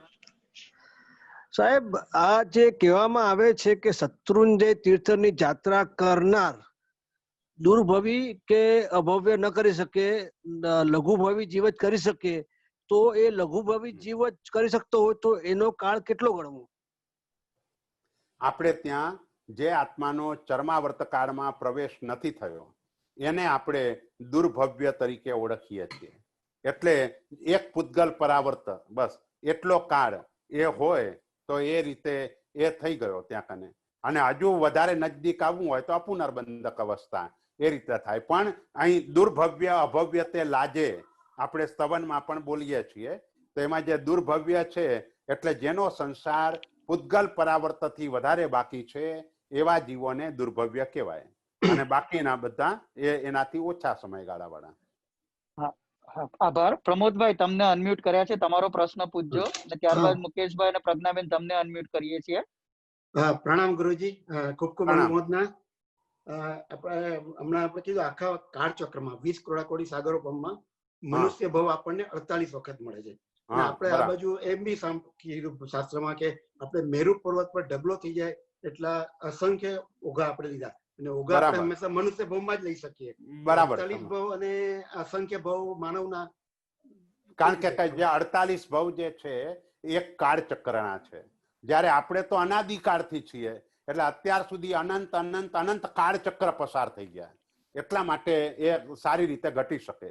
દરેક કાળચક્રમાં 48 ભવ ગણો કે એક કાળચક્રનો એક ભવ પણ ગણો તોય અનંત ભવો થઈ જાય, અને તો પણ અનંત મનુષ્યના ભવમાં આ રીતે ઓઘા ભેગા થાય એવું બની શકે. આભાર. મુકેશભાઈ અને પ્રજ્ઞાબેન, તમારો પ્રશ્ન પૂછજો. પ્રણામ ગુરુજી. મને કોઈક વાર એવું થાય કે મનથી કોઈના પ્રત્યે દ્વેષ ભાવના વિચારો સતત ચાલ્યા કરતા હોય તો એવા ટાઈમે કેવા ભાવ ભાવવા જોઈએ? બની શકે તો નવકાર મંત્રમાં કે એમાં મનને પરોવાનો પ્રયત્ન કરવાનો, જેમાં તમને વધારે રુચિ હોય. કોઈ સ્તવનમાં વધારે રુચિ છે, કોઈ સજ્જાઈમાં વધારે રુચિ છે, અથવા કોઈ ધાર્મિક પુસ્તક વાંચનમાં, અને એનાથી પણ વધારે તમારે સમરાદિત્ય કથા એ જે છે એ વાંચવી જોઈએ, જે 3 ભાગમાં છે. અને ભદ્રગુપ્ત સુરી મહારાજે બહુ સરસ રીતે એનું આલેખન કરેલું છે. અને એ 9 ભવની અંદર જે આપણને આવા પ્રકારના વિચારો આવે છે તો એ વિચારોથી કેવા પ્રકારના નુકસાનો થાય એ બધું એ આ અગ્નિ શર્માનું જીવન તમે તપાસશો એનાથી બરાબર ખ્યાલ આવી જશે. અને એટલે કોઈના પણ તરફ આવા ભાવો સહજ રીતે બંધ થઈ જશે. પણ એના માટે આ વાંચવાનું શરૂઆત કરી દો. તમે જ્યાં પણ હો ત્યાં જ્ઞાન ભંડારમાંથી પણ આ પુસ્તક મળી જશે. અને તમે તમારો નંબર કોઈને મોકલાવી દેશો તો હું પણ મારી પાસે પીડીએફમાં સમરાદિત્ય કથા છે એ તમને મોકલી શકીશ. એટલે એને તમે વાંચજો અને એના દ્વારા તમને ઘણો લાભ થશે. પ્રણામ સર. એક પ્રશ્ન એ પૂછવો હતો, આપણે ઘણીવાર કોઈ ક્રિયા કરતા હોઈએ અથવા કોઈ પ્રસંગમાં હોઈએ ત્યારે એકદમ ગળગળા થઈ જાય કે એકદમ રૂવાટા ઉભા થઈ જાય, એ વખતે આપણે આ શું સમજવાનું? આમ સામાન્ય રીતે જો શુભમાં એ થયું હોય તો એ સારું ગણાય. અમૃત અનુષ્ઠાનનું આ એક લક્ષણ ગણાય. અને એ જો થતું હોય તો તમે સાચી દિશામાં છો એવું કહેવાય. કારણ કે એ શું છે કે તમે કરુણા ભાવ ક્યાંક એનાથી પણ તમે પ્રભાવિત છો એ રીતે પણ નક્કી થાય. બીજું ભક્તિ, એ કારણ કે કોઈને ભક્તિ યોગમાં આવું થતું હોય તો એ ભક્તિ યોગની અંદર પણ તમે એટલે જે બાબતમાં થતું હોય એ બાબતમાં તમે આગળ વધો તો એના દ્વારા તમને હજુ પણ વધારે લાભ એના દ્વારા થશે. અને બીજા ખૂટતા જે અમૃત અનુષ્ઠાનના લક્ષણો છે, આંખમાંથી અર્શના અશ્રુ વગેરે આવવા, એ પણ તે વખતે સાહજિક થશે. તો એ અમૃત અનુષ્ઠાનનું લક્ષણ કહેવાય. આભાર. શાહ જે કોઈ છે તમને અનમ્યુટ કર્યા છે, તમારો પ્રશ્ન પૂછજો. પ્રણામ સર. પ્રણામ. એક ઓફ ટોપિક ક્વેશ્ચન પૂછું છું. ગઈકાલે ઇન્ડિયન ગ્રોસરી સ્ટોર્સમાં ગયા હતા અમે, તો એક પ્રોડક્ટમાં ઇન્ગ્રેડિયન્ટ્સ વાંચતા હતા. એમાં ટાપિયોકા સ્ટાર્ચ થી વસ્તુ બનાવી હતી. તો ટાપિયોકા સ્ટાર્ચ જે છે એ કસાવા પ્લાન્ટ થી બને છે. અને જે અમે થોડું રિસર્ચ કર્યું એ બાબત ઉપર, તો એમ કે છે કે સાબુદાણા પણ આ કસાવા પ્લાન્ટમાંથી જ એના રૂટ્સ થી પ્રોસેસ થઈને બને છે. એટલે ખાલી જાણવું હતું કે આપણે ખવાય ના? કરેક્ટ? ના, સાબુદાણા પણ આપણાથી વપરાય નહીં. સાબુદાણાની એ પણ આપણાથી વપરાય નહીં. અને આ વસ્તુ પણ જો આ રીતે આવતી હોય તો ન વપરાય. બરાબર? ચાલો, બસ પરમાત્માની આજ્ઞા વિરુદ્ધ બોલાવ્યું તો મિચ્છામિ દુક્કડમ. શિવમસ્તુ સર્વ જગત પરહિત નિરતા ભવન્તુ ભૂતગણા દોષા પ્રયાન્તુ નાશમ સર્વત્ર સુખી ભવતુ લોકઃ. બોલો શ્રી શંખેશ્વર પાર્શ્વનાથ ભગવાન કી જય.